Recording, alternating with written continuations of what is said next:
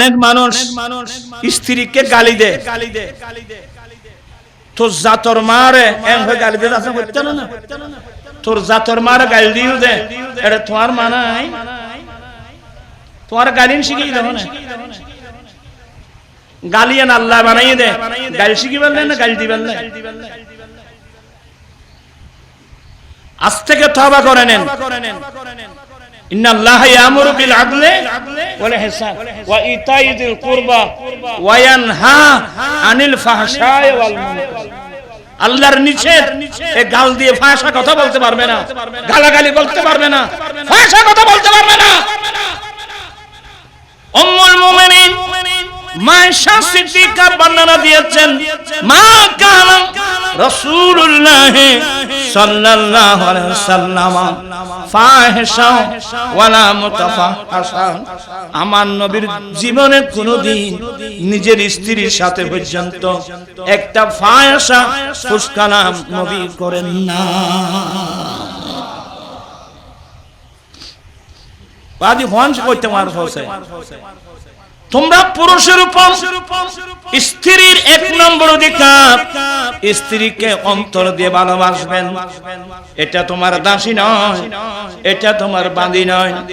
আরেকটা হক, স্ত্রীর মোহরানা দিবেন, স্ত্রীকে রাখার জন্য ঘর দিবেন, স্ত্রী পরার জন্য পোশাক দিবেন, স্ত্রীকে খোরাকি দিবেন। সুবহানাল্লাহ। এই মেয়েরা আমার নবীর অবদানের কথা কিন্তু ভুলে গেছেন। এবার আমার নবী মহিলাদেরকে বলছেন, এই মহিলার দল, তোমাদের উপর তোমাদের স্বামীর কতগুলো অধিকার আছে। বর্তমান যুগে কয়জন মহিলা আছে স্বামীর হক সম্পর্কে জানে? বেয়াদবি মাফ করবেন। আমার নবী বলেন, এই মহিলার দল, তোমাদের উপর তোমাদের স্বামীর কতগুলো অধিকার আছে। এক নম্বর অধিকার হলো, তোমার স্বামী করে নাই, তোমার স্বামী তোমাদের রুজি রিজিকের সন্ধানে ঘর থেকে বেরিয়ে গেছে, খালে বিলে নদী নালায় পাহাড়ে পর্বতে দুবাই আবু ধাবি মস্কট কাতার সৌদিয়া, তোমার স্বামী তোমাদের রিজিকের সন্ধানে ঘরের বাইরে চলে গেছে। এই মহিলার দল সাবধান, তোমার স্বামীর অনুপস্থিতিতে তোমার স্বামী অপছন্দ করে এমন কোন পুরুষকে তোমার স্বামীর বিছানায় বসাতে পারবে না। স্বামীর এক নম্বর হক, স্বামীর বিছানা পবিত্রতা রক্ষা করা। তোমার স্বামী ঘরে নাই, তোমার রুজি রিজিকের সন্ধানে ওরা বেরিয়ে গেল, তাদের অনুপস্থিতিতে তোমার স্বামী অপছন্দ করে। এটার ব্যাখ্যা হলো, যেই পুরুষকে দেখা দেওয়া আল্লাহ নারী জাতির উপর হারাম করছেন, তালতো ভাই, খালতো ভাই, মামাতো ভাই, ফুফাতো ভাই, চাচাতো ভাই, জ্যাঠাতো ভাই, দুলা ভাই, এমনকি নিজের স্বামীর আপন ভাই দেবর যদি বালেক হয়, বালেক দেবরকে পর্যন্ত স্বামীর অনুপস্থিতিতে স্বামীর বিছানায় বসাতে পারবে না। হারাম, হারাম, হারাম। আল্লাহর নির্দেশে আল্লাহর ঘরখানায় কাবা পুনর্নির্মাণ করলেন। আল্লাহর ঘরখানায় কাবা পুনর্নির্মাণের পরে ইব্রাহিম আলাইহিস সালাম আল্লাহর কাছে অনেক দোয়া করেছিলেন। তোরা যুক্তে লাগো হন না, তোরা তো মাথা কাছে এড়ে দিও, খাইতে না ভাই, ফান্নাইম হইতে বহুত কষ্ট আছে। এতে সহজ মনে হয় যদি ফান্নাইম ভরণ আয় আদের গইতে না, আমরা কষ্ট দায় সগো দেখি ওরা এনে নাইতের হদ দেয় না। আজ যদি হয়ে যায় আগামীকাল ফজর থেকে আমি আবার কোরআন শরীফ বুকে নেব, এক শব্দ করে আমি কোরআন শিখবো। এখান ঘন করতে আপনি স্কুলের ছাত্র, কলেজের ছাত্র, ইউনিভার্সিটির ছাত্র, ব্যবসায়ী, শ্রমিক, রিক্সাওয়ালা, চালাগাড়িওয়ালা, দিনমজুর, আরে যাই হন না কেন, আমি মুসলমান। আমি ফজরের নামাজ মসজিদে পড়বো। মসজিদ আছে না এখানে? আছে, মসজিদ আছে। পাইলে বসে আবার এক সব শুদ্ধ করে কোরআন শরীফ পড়বেন। এটা আমাকে পড়তে হবে কোরআন শরীফ। আপনারা ভুল করবেন না। ছেলেদেরকে কেজি স্কুল, কিন্ডারগার্টেন, আশা প্রত্যাশা নওজোয়ান ব্রাক এত নামের স্কুলে যে পাঠাচ্ছেন, সেই স্কুলে কোরআন শরীফ আছে? কথা বলছেন না কেন? সেই স্কুলে কোরআন শরীফ আছে, হাদিস শরীফ আছে। এই যে বর্তমান কয়জন ছেলে মা বাবা চিনে? কয়জন মানুষ স্ত্রীর হক সম্পর্কে জানে? কয়জন মেয়ে স্বামীর হক সম্পর্কে জানে? আর বসবাস করে যে হইলে হচ্ছে না, তারা ছোট থাকছি জল মেয়ালগুন মিলি লড়ি গলো সকাড়ি আদা চোরা বাড়ি গাইলে আর দোষ নাই। আর সংসার গরিব জন ভাই আদা চোরা বাড়ি গাইদি। আমার ভাইয়েরা, আমার দেশ নবী নিজে শাদী করে স্ত্রীকে কিভাবে ভালোবাসতে হয়, স্ত্রীর হক কি, অধিকার কি, আমার নবী প্র্যাকটিক্যালে শিক্ষা দিয়েছেন। আল্লাহর নবী দশম হিজরিতে আরাফাতের মাঠে দাঁড়িয়ে কি বলছিলেন? এ আমার পুরুষ উম্মত, তোমাদের উপর তোমাদের স্ত্রীদের কতগুলো হক আছে। এক নম্বর হক হলো আখাস্তুমুহুন্না বিআমানিল্লাহ। তোমার স্ত্রী এটা তোমার দাসী নয়, এটা তোমার বাঁধি নয়, এটা আল্লাহর দেওয়া একটা আমানত। আল্লাহু আকবার। মাই বলেন জানে না? আল্লাহর নবী বলেন, এ আমার উম্মত, তোমাদের উপর তোমাদের স্ত্রীদের, ওরা আমি কেন বললা? আর আর কথার খেয়াল আছে না? না হায় জানবো ভাই, তোমার আর হইতে না অসম করিতে না। আমার নবী বলেন, এ আমার পুরুষ উম্মত, তোমাদের উপর তোমাদের স্ত্রীদের কতগুলো হক আছে, অধিকার আছে। এক নম্বর আখাস্তুমুহুন্না বিআমানিল্লাহ। এক নম্বর হক হলো তুমি তাকে আল্লাহর আমানতে নিয়েছো। আপনারা বেয়াদবি ধরবেন না, নবীর হাদিস বুঝাতে হয়। ওয়াস্তাহলালতুম ফুরুজাহুন্না বিকালিমাতিল্লাহ। তার লজ্জাস্থান ব্যবহার করা তোমার জন্য হালাল করা হয়েছে আকদের মাধ্যমে। আপনি আপনার স্ত্রীকে দাসী মনে করতে পারবেন না, বাঁধি মনে করতে পারবেন না। স্ত্রীকে দাসী মনে করা এটা হিন্দু প্রথা। ইয়ারা দেশত বহুত জামাই বউর মারে না, মানে যাবে না মাথে দেখুন কেন গরি মারে। বাইফুত বউর মারত সন্নাভরণ করিব, গরু সরট ডেকে বউ মারি চেষ্টা না। আপনি স্ত্রীকে শাসন করবেন কখন? বেয়াদবি মাফ করবেন। আপনি দেখছেন যে স্ত্রী অশ্লীল কাজ করতেছে, তখন একটা চিকন বেত নিয়ে ফাদরিবুহুন্না গায়রা মুবাররা এমন ভাবে মারবেন যাতে শরীরের মধ্যে কোনো মারাত্মক আঘাত না হয়। তো আর হই না মুক্কা মারি বদনা মারি বহু নাক ডাক পড়া দিবেন না। আসো দেখিলে বিয়াগন। আপনারা সবাই আমার দেশবাসী, বেয়াদবি মাফ করবেন। এনসাইক্লোপিডিয়া ব্রিটানিকা, এরা নিশ্চয় অনেক শিক্ষিত মানুষ আছেন।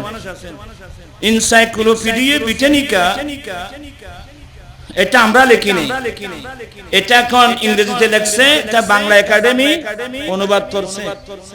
এখানে লেখছে যে এখনো ইন্ডিয়া, আমাদের পাশে ইন্ডিয়া না, এখনো ইন্ডিয়ায় এমন এমন গ্রাম আছে যে গ্রামে স্বামী জুয়া খেলার মধ্যে স্ত্রীকে দিয়ে বাজি ধরে। আমরা ইসলাম বুঝি না, আগে ইসলাম বিরোধী ধর্ম বুঝতে হবে, তো আপনি ইসলামের গুরুত্ব বুঝবেন। তার মানে বুঝেন নাই, এরা হিন্দুস্তানে এমন জায়গা আছে যে জুয়া খেলার মধ্যে স্ত্রীকে দিয়ে বাজিদার। কি মানে বেয়াদবি মাফ করবেন, আমি যদি জুয়া খেলার মধ্যে হেরে যাই, আমার সুন্দর ইবাদত 3 দিনের জন্য তোর, আর তুই হেরে গেলে তোর স্ত্রী আমার। তো এখানে দেখলাম এই ঠিকই স্বামী যদি জুয়া খেলার মধ্যে হেরে যায়, স্ত্রীকে দিয়ে দে, আমি তো বাজি ধরছি, তুই তার কাছে 3 দিনের জন্য চলে যা। তো হিন্দু ধর্মে স্বামী নাকি দেবতা তুল্য, স্বামী যাই বলে তাই মানতে হয়। এখানে স্বামীর বিরুদ্ধে প্রতিবাদ করার কোনো অধিকার নাই। আমার দয়াল নবী বিশ্বের মহিলাদেরকে স্বামীর অন্যায়ের বিরুদ্ধে প্রতিবাদ করার ক্ষমতা দিয়েছে। চিৎকার দিয়ে বলুন না সুবহানাল্লাহ। এগুলো বুঝেন, ভালো করে লেখাপড়া করতে হবে। অনেক মানুষ স্ত্রীকে গালি দেয়, তোর জাতর মারে এম হয়ে গালি দিয়ে আছে করতে না, তোর জাতর মারে গালি দিও দে, এটা তোমার মানাই, তোমার গালি শিখিয়ে দেবো না। গালিয়ান আল্লাহ বানাইয়ে দে, গালি শিখি বললেন না, গালি দিবেন না। আজ থেকে তওবা করে নেন। ইন্নাল্লাহা ইয়ামুরু বিল আদলি ওয়াল ইহসান ওয়া ইতাই যিল কুরবা ওয়া ইয়ানহা আনিল ফাহশাই ওয়াল মুনকার। আল্লাহর নিষেধ, এ গাল দিয়ে ফাহশা কথা বলতে পারবে না, গালাগালি বলতে পারবে না, ফাহশা কথা বলতে পারবে না। উম্মুল মুমিনিন মায়েশা সিদ্দিকা বর্ণনা দিয়েছেন, মা কানা রাসূলুল্লাহ সাল্লাল্লাহু আলাইহি ওয়াসাল্লাম ফাহিশা ওয়ালা মুতাফাহশা। আমার নবীর জীবনে কোনদিন নিজের স্ত্রীর সাথে পর্যন্ত একটা ফাহিশা ফুসকালাম নবী করেন না। বাদি হঞ্জ কইতে মার হইছে। তোমরা পুরুষের উপর স্ত্রীর 1 নম্বর অধিকার, স্ত্রীকে অন্তর দিয়ে ভালোবাসবেন।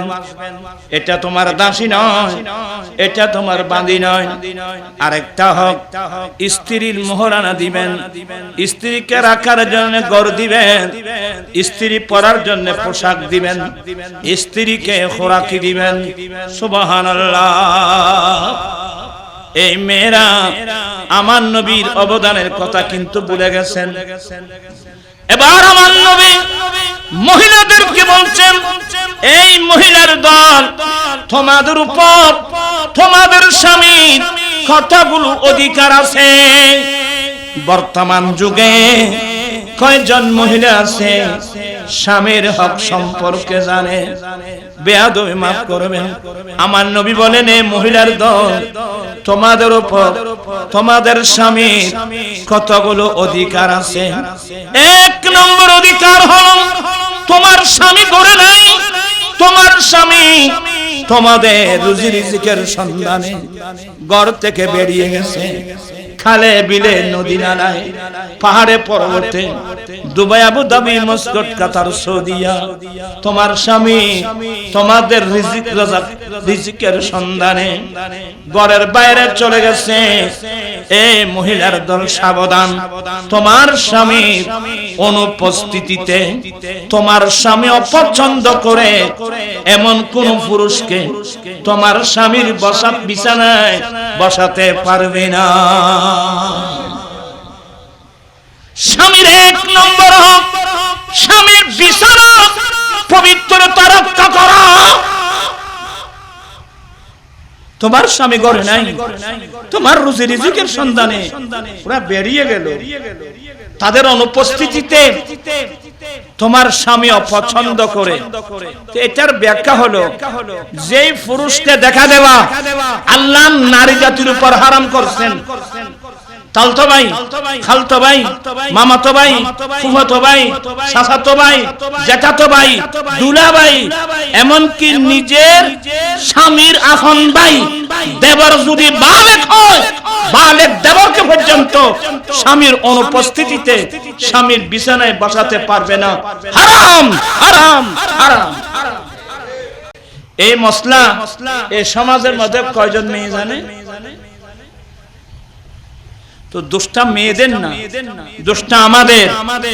মাইফাদিউল কেজি স্কুল এর ফান্নাইন আছে না ভাই, ওইখান না মাতিয়া তোতে মাইফাদিউল মাদ্রাসা ফান্নাই কিনা আছে, খন খন পুরুষরে দেখা দেন না দিত্তরিবু, কোন কোন পুরুষকে দেখা দেওয়া হারাম। এই পড়াগুলো আল্লাহর কোরআন শরীফে আছে, ফিকাহর মধ্যে আছে, হাদিস শরীফ আছে, বিন স্কুলের মধ্যে এগুলো আছে নাকি? কথা বলছেন এখানে, এগুলো আছে। এইভাবে আজকে এগুলো না জানার কারণে সমাজের মধ্যে বিবাদ রাসূলের সুন্নাত, কিন্তু নবীর সুন্নাত পালন করতে গিয়ে শত শত বেদাতের জন্ম। একটা সুন্নাত আদায় করতে গিয়ে শত শত কিসের জন্ম? মানুষের মাথা দিয়ে বেদাতের জন্ম। মানে যৌতুক। যৌতুক কাকে বুঝেন? বিয়ের আগে, বিয়ের সময়, বিয়ের পরে বরপক্ষ কন্যা পক্ষের কাছে অর্থ দাবি করা, খাবার দাবি করা, ফার্নিচার দাবি করা বাংলাদেশের আইন মতে সম্পূর্ণ দণ্ডনীয় অপরাধ, অবৈধ। আল্লাহর কোরআন মতে, নবীর হাদিস মতে হারাম। এবার হাদিস সরো করতে পারবে না, দায়িত্ব বেশি কালা আর বেশি ওয়াজ করতেন না। সাইন ইন এই জঙ্গল ইন পরিষ্কার করতেন নি, সাইনে আর খামলি জঙ্গল পরিষ্কার করুন। খান জঙ্গল পরিষ্কার নইলে উজুর হলে রোয়া রইব হনে, জলবু তো রোয়া রইব না ভাইবু করন। কালা রাসূলুল্লাহ সাল্লাল্লাহু আলাইহি ওয়াসাল্লাম মান ইসতাতা মিনকুম ফালিয়াতাযাফফাফ ফাইন্নাহু আগাদ্দু লিল বাসারি ওয়া আহসানু লিল ফারাজি। আমাদের নবী বলেন, উম্মত তোমরা যাদের বিবাহের সামর্থ্য হলো, তোমরা যাদের বিবাহের সামর্থ্য হলো, বিবাহের সামর্থ্য বলতে এক নম্বর মোহর দেওয়া, দ্বিতীয় নম্বর স্ত্রীকে রাখার জন্য ঘর দেওয়া, তৃতীয় নম্বর পোশাক দেওয়া, চতুর্থ নম্বর খোরাকি দেওয়া। এই সামর্থ্য যার হয়েছে, তুমি কাল বিলম্ব না করে তাড়াতাড়ি তোমার পছন্দনীয় মেয়েকে বিবাহ করে নাও। কেন? আমার নবীর লজিক দেখেন, ফাইন্নাহু আগাদ্দু লিল বাসার, এই বিবাহ তোমার চোখের দৃষ্টি নিচু করে দেবে, এই বিবাহ তোমার লজ্জাস্থানকে হেফাজত করবে। আমি আমার দেশের ছেলেদেরকে বলে যাচ্ছি, বিবাহ করবা পুণ্যতে করবা, বেয়াদবি মাপ, সুন্দরী বনিয়ে এনজয় করার জন্য নয়। বিবাহ কি জন্য করবেন? আমার নবীর সুন্নাত। এক নম্বর আমি আমার দয়াল নবীর সুন্নাত বিবাহ, দ্বিতীয় নম্বর আমি বিবাহ না করলে আমি ছেলে সন্তান কোথায় পাবো? আল্লাহ, আমি বিবাহ করতে যাচ্ছি সুন্দরী বনি এনজয় করার জন্য না, তোমার নবীর সুন্নাত পালন এবং সেই স্ত্রীর মাধ্যমে একজন দুজন নেককার ছেলে, যে ছেলে 5 ওয়াক্ত নামাজ পড়ে পড়ে দোয়া করবে, আল্লাহুম্মা রাব্বিরহামহুমা কামা রাব্বায়ানি সগীরা। যেই ছেলের দোয়ার দ্বারা মা বাবা মারা গেলেও মা বাবার আমলনামা কিয়ামত পর্যন্ত চলতে থাকবে। এক নম্বর নবীর সুন্নাত পালন, দ্বিতীয় নম্বর নেককার ছেলে পাওয়া। এই নিয়তে যেদিন আপনি বিয়ে করবেন, আল্লাহর কসম করে বলছি, আপনি যৌতুক দাবি করা তো দূরের কথা, এরা যৌতুক দিলেও আপনি নিতে পারবেন না। আমি আমার ছেলেদেরকে বলছি, আত্মমর্যাদা নষ্ট করবা না। বলে আমি প্রয়োজনের রিক্সা টেনে উপার্জন করব, আমি প্রয়োজনের ঠেলা গাড়ি টেনে উপার্জন করব, আমি প্রয়োজনের দিন মজুরি কাজ করে উপার্জন করব, তারপর আমি ভিক্ষা চাইব না। যৌতুক 6 মাইনে কমপ্লিট কি চাবো? কমপ্লিট ভিক্ষা চাবো। আজকে হাজার হাজার এই এলাকার গোটা সমাজ জরিপ চালান না, হাজার হাজার করে মেয়েরা উপযুক্ত, যৌতুকের কারণে মেয়েদের বিয়ে হচ্ছে না। কত মেয়ে স্বামীর ঘরকে লাঞ্ছনা শিকার হচ্ছে। এগুলো আমাদের সমাজে আসলো কোত্থেকে? আমি বিনয়ের সাথে বলবো, নবী পেয়ে খুশি হতেই হবে। তবে আমার আল্লাহ বলেন, আমার রাসূল যেগুলো তোমাদের জন্য আনছে এগুলো তোমরা গ্রহণ করো, আমার রাসূল যেগুলো নিষেধ করে এগুলো তোমরা কি করো? বর্জন করো। এটা আমাদেরকে ঠিক করতে হবে। মনে কষ্ট হচ্ছে, আমি দেখতে পাচ্ছি। এই মাসলা যেদিন জানবেন, আপনি কোনোদিন যৌতুক দাবি করতে পারবেন না। ইয়া সাসা তারা খুদুন বইরে আবিয়া ইয়া বইরাত খুদুন ওইখানে মাতিয়া তো এই কিল্লে বসলেন বইরাত খুদুন তোজুর খল্লে কইম। হ্যাঁ আশি কে দিন আবিয়াই আর তো আত্মীয়তা করিবার একমত তো মাইয়াও কি আর বাড়ি চড়া দিবেন না আর তাইন করিব? অবিয়াই আমার মান সম্মান আছে, আমার একটা সমাজ আছে, আপনার একটা সমাজ আছে, আপনি সমাজে নিয়ে আসেন। হ্যাঁ, কজন আসবো? 20 জন আসেন, 25 জন আসেন, 30 জন আসেন, 40 জন আসেন, বড় পয়সা হলে 100 জন আসেন না 50 জন আসেন। একেবারে 1000 বইরে 2000 বইরে এজন্য কদের আয়া কিছু না সাহিত্য তুই এক কিসে জানে বাত তুই 14 গোষ্ঠী বাত কোনদিন মাই ফারবর বাত তো দিন মানসিবে মাইফাইবে ফাইলে দিয়ে না তো বেশি এত তাড়াতাড়ি বলে গিয়েও না এই মাইফা ফালিবার ধরে খতবাবে জিয়াতা মাইফা মেডিত করে দমন করে। আমার রাসূল এসে আজকে রিকশাওয়ালা, ঠেলাগাড়িওয়ালা, দিনমজুর গরিব করে 3 জন 4 জন 5 জন মেয়ে, বাবা নিজে না খেয়ে মেয়েকে খাওয়াচ্ছে, নিজে না পড়ে মেয়েকে পড়াচ্ছে। এটা আমার দয়াল নবীর অবদান। আল্লাহু আকবার।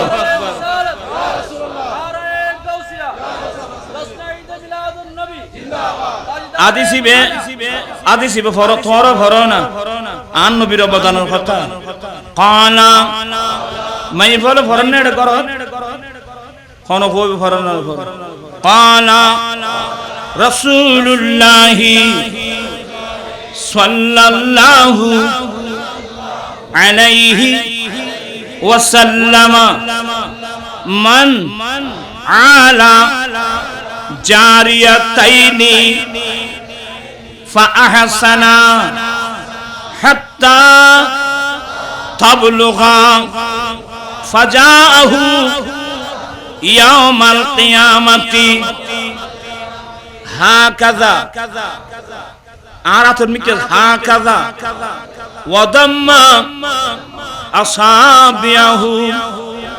আমার দয়াল নবী বলেন, উম্মত আল্লাহ যাকে দুটো কন্যা সন্তান দিয়েছেন, ওয়া বেগুন আল্লাহ যাকে দুটো কন্যা সন্তান দিয়েছেন, আর ওই দুটো কন্যা সন্তান পেয়ে বাবা যদি সিদ্ধান্ত নেয় আলহামদুলিল্লাহ আল্লাহ যখন দিয়েছেন আমি রিকশা টেনে পারি, ঠেলাগাড়ি টেনে পারি, দিন মজুরি করে পারি, আমি আমার মেয়ে দুটোকে আমার নবীর সুন্নাত মোতাবেক লালন পালন করার বোঝা আমি বাবা মাথায় নিলাম।